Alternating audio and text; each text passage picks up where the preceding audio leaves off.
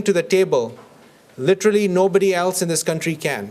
And I have a bias, but I believe that the perspective that we bring is the accurate perspective and a long-term perspective which is in the best interest of United States, of Pakistan, of India, of Afghanistan. And with this understanding, we need to, it is our responsibility as Americans to try and get our perspective, our message out to our legislators. The legislators are good people. They understand the issues, but they understand the issues based on what information is provided to them. And it is our responsibility to make sure that that information is provided to them. There are some logistical challenges in the sense that they most of the time are in Washington, D.C., and we are in our own states, and we sometimes do not in an organized manner reach out to them. So the responsibility tomorrow for all of us as a community is to reach out to our members of Congress and share our part of the story. Briefly, when you talk to the congressman, I've seen with Senator McConnell, with ex-Congressman Lewis, with Brett Guthrie, they are very quick to understand that, look, Senator, I'm very concerned that there is a lot of anti-Americanism in Pakistan, and the Muslim world is there, but in Pakistan. And the study was quoted by Faiz Rahman to me just a little while there, but 85 or 90% of there's anti-Americanism. And vice versa, here in America, 70% of population don't have a favorable view of Pakistan. So we have a challenge here. How did it happen? So just, if you tell the Senator Congress that this is not, I'm concerned. And why am I concerned? Because till the late 80s, early 90s, we had a partnership.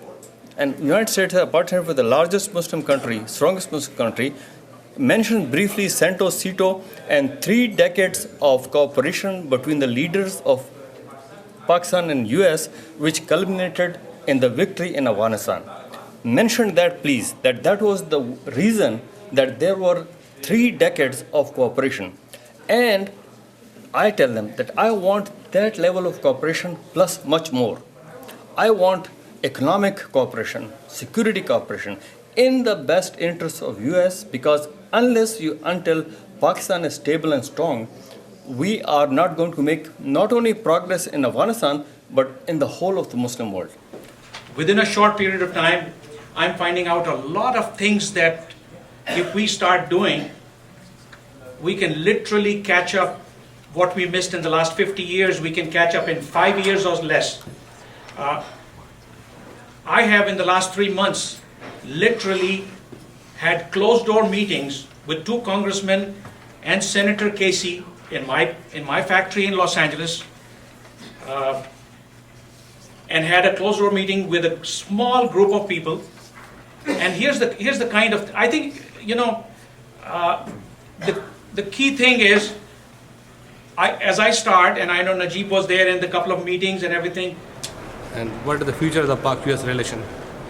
They're very bumpy, and if they're going to get back on track, frankly, it's going to require a great effort on the part of the Pakistani-American community and some thoughtful insight on the part of the Obama administration. I think, frankly, we've lost ground unintentionally. I think the Bush administration was trying to do the right thing, but I don't think we've made a whole lot of progress in South Asia, and to some extent, situation is worse in Afghanistan, which means that it is worse in the tribal areas, and I think you have more extremism today than you had 5 years ago. But you know that the US government spent more money in Iraq and Afghanistan as compared to Pakistan. Pakistan is the main country to support America, and there's no money. I agree, and it's wrong. And I think we should have put more money to bolster Pakistan than to advance a wasteful war in Iraq. I think those were misguided priorities. From a historic perspective, Pakistan and Afghanistan were sort of caught up in terms of the context of U.S.-Pakistani relations in the Cold War, in the ending of the Cold War. That was short-sighted from my perspective. And I think we need to learn from that, and I'm sure we will. The military relationship is important. but you also have to get resources at the societal level, the social level, that can work and stabilize society. And we have to do that in our country as well. I mean, it's not something that is just endemic to Pakistan or any other country. We have to do it in the States as well. So I think that's part of the relationship we really need to grow. What do you think about the U.S.-Pakistan relation? Which direction is going now? I think it's going in the right direction. I think it's going to be strong. I think that President Obama certainly understands the complexity of the relationship, and I think that from the White House, the Oval Office, and certainly the State Department, that U.S.-Pakistani relations are going to be strengthened. The understandings are going to be created. I think General Kiani is an important link in all of this from his training here in the States, and the fact that he is a Pakistani nationalist who understands America is very, very important. Well, I think it's very important when advocates for issues come forward to the People's House. This is a People's House, and the Pakistani American Association is welcomed to discuss issues that are related to America, the economy, the issues of getting our feet back on track with capitalizing our markets, but at the same time, we welcome their advocacy for the continued relationships between Pakistan and the United States. They're important relationships. They're part of a great region. And I think we have a wonderful opportunity with this new president and new Congress who is committed, we are committed to diplomacy and development. And our Secretary of State, carrying the message of the President, has called on all of us to be ambassadors. By the Pakistani American community coming to the Hill, they are ambassadors for improving the lives of Pakistani Americans, but also putting their marker down for the importance of Pakistan, the issues of democracy. Pakistan is a democracy. Its founding father established democratic principles, and I believe that we have a good long years together. But we must face reality. We must fight against the war on terror. We must bring people to justice. We must ensure that people in Pakistan can live in peace all over the country, and we can do it together if we are sensible, if we are learned, and if we work for results. People level that we have to concern ourselves with. And it doesn't matter how much Al Green says it right here in the halls of Congress.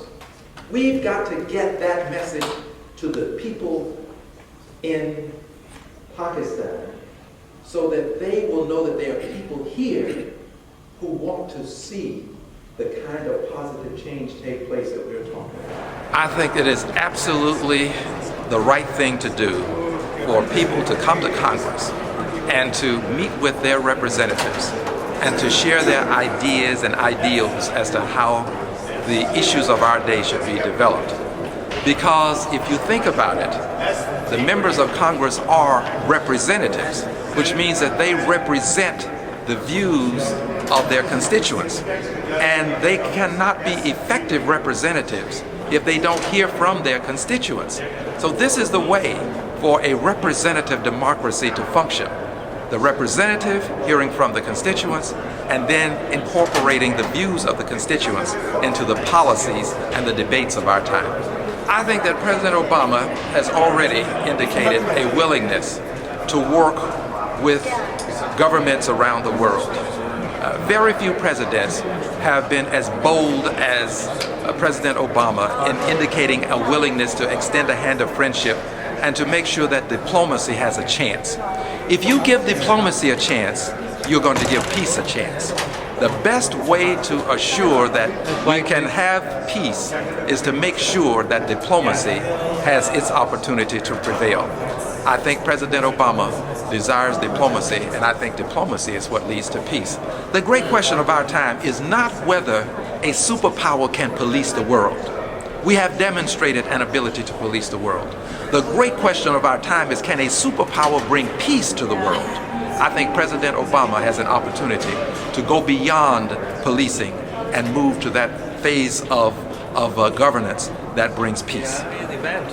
Well, I feel proud that so many Pakistanis got together on the Hill, because I really believe that this is how we can make a difference and make better ties between Pakistan and America. It's very important for us to understand that America